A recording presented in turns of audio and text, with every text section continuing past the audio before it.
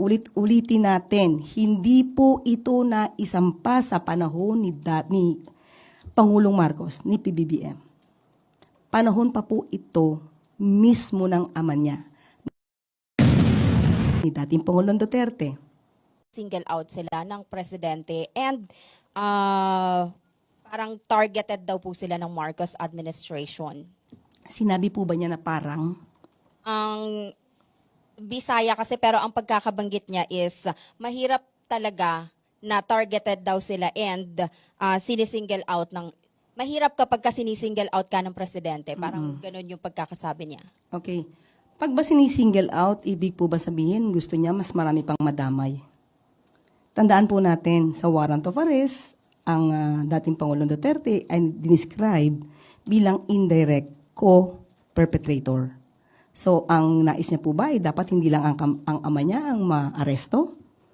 Dahil may mga di umano pang kasabwat. Well, anyway, ang ibig sabihin po nito, gusto na naman po niyang iparating sa taong bayan na kawawa na naman po ang mga Duterte dahil sinisingle out.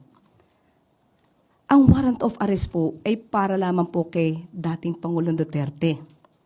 Wala pa po ang ibang mga co-perpetrators na nakasaad doon. So, hindi po tayo makakaiwas na si dating Pangulong Duterte lamang po ang isurrender sa ICC. Tandaan po natin, ang kasong ito, uulit-ulitin natin, hindi po ito na isampa sa panahon ni Pangulong Marcos, ni PBBM. Panahon pa po ito mismo ng ama niya, ni dating Pangulong Duterte. Umalis lamang sa ICC para iwasan na masampahan ng kaso. Tandaan natin bakit nagsampa sa ICC. Because sa ICC po, hindi po kinikilala ang immunity from suit. Kaya ito na isampa sa ICC. So walang sinisingle out dito.